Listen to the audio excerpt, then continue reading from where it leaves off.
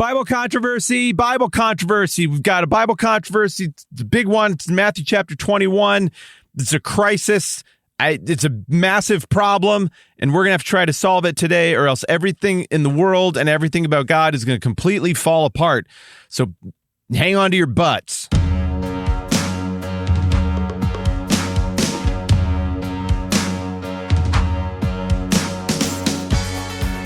The other day, I sent my little boy out to the car, which was packed with a bunch of stuff from a trip we'd been on, and I was like, hey, there's a thing that I need, and it is either in the black backpack or it is in my camera backpack. So find that and bring it to me.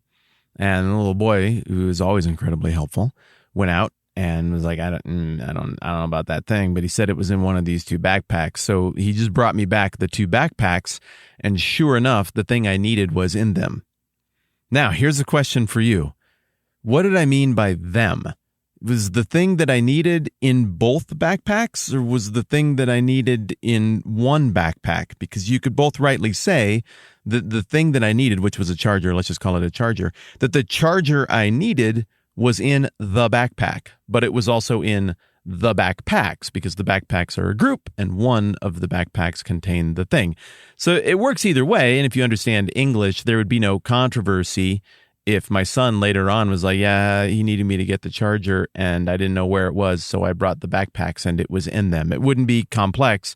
You'd just be like, oh, it was in one of the backpacks. That works out. That was great. But when you add a couple thousand years to the equation, and when you add some massive theological life implication stakes to the equation, and when you add some translation across language and culture, you can run into the occasional Bible crisis over little words and details in terms of phrases like the one I just put in front of you. And today we are going to take a bit of an aside from this otherwise beautiful, happy, fun passage to address this controversy that is hidden within it. Yesterday, we talked about Zechariah 9:9, and apparently that overlaps with Isaiah 62. As you might remember from yesterday, that surprised me a little bit, but I see it there. But mostly I think of this passage as being connected with Zechariah 9:9. Specifically, the part here that is quoted in response to some events that unfold. So Jesus tells the disciples, go to the village ahead of you, and at once you'll find a donkey tied there with her colt by her. Untie them and bring them to me. And if anyone says anything to you, tell him that the Lord needs them, and he'll send them right away. This took place to fulfill what was spoken through the prophet. Say to the daughter of Zion, see, your king comes to you gentle and riding on a donkey, on a colt, the foal of a donkey. So the disciples went and did as Jesus had instructed them. They brought the donkey and the colt, placed their cloaks on them, and Jesus sat on them. It seems like it wouldn't be that controversial. It sounds like there's a donkey and a colt, and then Jesus sent his disciples, and sure enough, he was right. He had seen them in his mind's eye or whatever, and the person who owned them was like, okay, well, I mean, if the Lord needs them, go for it. And so they just took them, they brought them to Jesus, and they threw a bunch of cloaks over them, maybe over both of the animals, maybe over one, but what is abundantly clear is that Jesus sat on a makeshift comfort saddle made of all of the disciples' cloaks and rode on one of those beasts into the city, and then people greeted him enthusiastically. But there's some folks who compare this with the other synoptic gospels. The synoptic gospels are Matthew, Mark, and Luke. Synoptic, sin, same, optic, eye. John has a very different tone and style, even though the details still line up really neatly. So the other synoptics have this reading a little bit more specifically. There's no linguistic ambiguity as to how many animals there were. They just have Jesus riding on a donkey into the city. But here, it looks like Matthew is doing something. It looks like we're getting that two backpack linguistic scenario that I was describing with my kid, where the language is a bit more encompassing. There are definitely two animals in view, and definitely two animals get brought to Jesus, and definitely Jesus has two animals in view. Untie them and bring them to me. If anyone says anything to you, tell him that the Lord needs them, and he will send them right away. So Jesus has two animals in view. The disciples bring two animals, and the prophetic reference highlighted here in Matthew seems to have multiple animals in view. But just to get that nailed down, let's go back here and look at that again. Zechariah 9:9. Okay, rejoice greatly. We're back in Zechariah now. O daughter of Zion, shout, daughter of Jerusalem. See, your king comes to you, righteous and having salvation, gentle and riding on a donkey, comma, on a colt, comma, the foal of a donkey. And then it gets into all the stuff about the peace language we looked at yesterday. Take away the chariots, the war horses go away. So I don't know. How do you read the English translation of the Hebrew there in Zechariah? How many animals are we talking about? Gentle and riding on a donkey, on a colt, the foal of a donkey.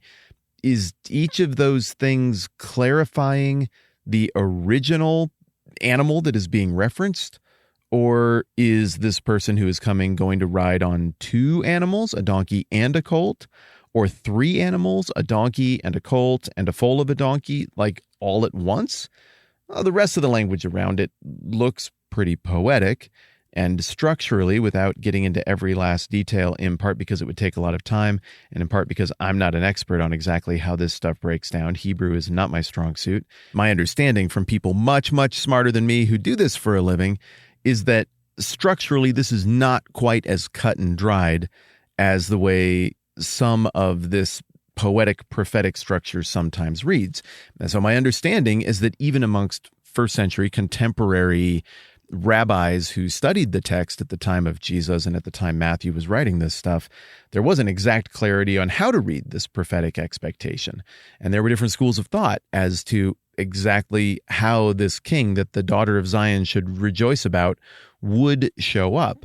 And so in keeping with that, it looks as though what Matthew is doing is he's making a nod to the larger conversation. It looks like he knows that this debate existed, whereas Luke would not know that debate existed, and Peter, who informed Mark, would not know that debate existed. But Matthew, who seems to be very, very steeped in Judaism, knew there was this incredibly picayunish, specific religious debate about exactly how to read Zechariah 9 and what this would look like when it happened. And so in light of that, it is not surprising to me that Matthew felt like he needed to demonstrate his awareness of this debate so that he wouldn't be immediately written off by the super smart, fancy academic types, but that he demonstrates this awareness by including details as they unfolded that the others wouldn't feel any pressure or need to include. Well, the critique of this passage goes like this, that Matthew was unable to read Zechariah properly, and because he was confused by some of the original language, he took an overly literal read on this, and in his desperation to make Jesus the fulfillment of the Old Testament prophets, he shoehorned this in and was like, oh no, that's not going to work. Jesus has to show up like writing maybe, could be one, could be two, could be three things. Let's just shoot the middle and put them on two things so we account for a donkey. The first one's a donkey, and the third thing in the list is a donkey. The second thing was a colt. So one donkey covers the first mention of a donkey, and the second mention of a donkey, and one colt covers the one mention of a colt. Boom, problem solved. We're just going to have Jesus straddle them both and ride in like somebody at a circus with two animals, and he's like draped over them, I guess, or maybe the cloaks were used to make a donkey bridge so he could lay on the donkey bridge. And what better way, really, to communicate the humility of the king than to have him come bumping and clomping into town, partially rolling off of these two animals in a way that would look ridiculous and clown-like to everyone and cause them to laugh at him hysterically because of how stupid this... Well, wait, but that's not what they did at all. The crowds got out their cloaks and spread them on the road, and then they shouted spontaneously, Hosanna to the Son of David, blessed is he who comes in the... I don't know, they didn't react like someone who was being a complete idiot and riding on animals in ways that don't make any sense and would look ridiculous and more like a joke than anything seriously.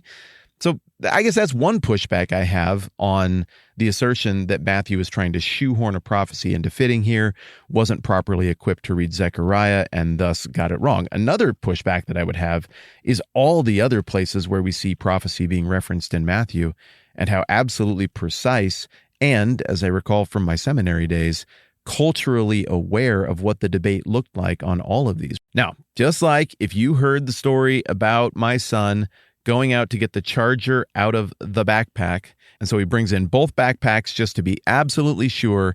And then sure enough, the charger was in the backpacks. Or we could say, sure enough, the charger was in the backpack. You understand that that kind of ambiguity will happen from time to time with language, but that common sense can cause you to easily interpret the situation. Look, most of us are not going to be nuanced enough at Greek or Hebrew to carefully unpack this language, but common sense makes it work here. So the critique that verses 6 and 7 should be read as the disciples went and did as Jesus instructed him. They brought the donkey and the colt, placed their cloaks on them, and Jesus sat on them. And that second them means sat on both animals at once and rode into town trick ride style. I think that's the more desperate interpretation.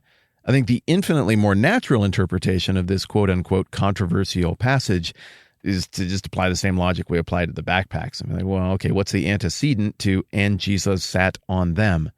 Well, the most recent antecedent in the text is cloaks. They brought the donkey and the colt. Okay, there's a possible antecedent. Placed their cloaks on them. There's a more recent antecedent. And Jesus sat on them. Well, which is more likely, that Jesus trick rode two animals at once to make some kind of point, or that there were a lot of cloaks and he sat on all the cloaks? Look, if Jesus could trick ride the horses and donkeys and colts all at once and wow everybody with that, it doesn't really wreck the Bible for me or anything. But if you're doing your own homework on this and you're working through it, it's very possible that you will come across this, I think, rather weak objection to the text. And if people wanted to raise stronger objections to the text, I just think they're barking up the wrong tree here. And there are other more ambiguous texts throughout the New Testament, including one we'll get to here in a little while, that maybe do pose a bit more of a difficulty and a challenge. But this one, I think, is pretty straightforward. Thank you so much to everybody who's supporting the program. There are some things that we're doing that are not going to be visible on the internet. The bottom line is there's a lot of follow-up that comes from this podcast and from the YouTube channel that just needs attention. And that's been very difficult for me to keep up with in the past. And increasingly, the fact that you exist, it not only makes this possible, but it also makes it possible for me to have some help in trying to respond to the things that are coming in from people as this audience grows. But in ways that would not be immediately evident to you, your support of TMBH is making it more and more possible for me to try and stay on top of all of that stuff. So yeah, beyond the normal thank you. Thank you for supporting the podcast. It makes a big difference in ways that you see and in ways that you don't. I'm Matt. This is the 10-Minute Bible Hour Podcast. Let's do this again soon.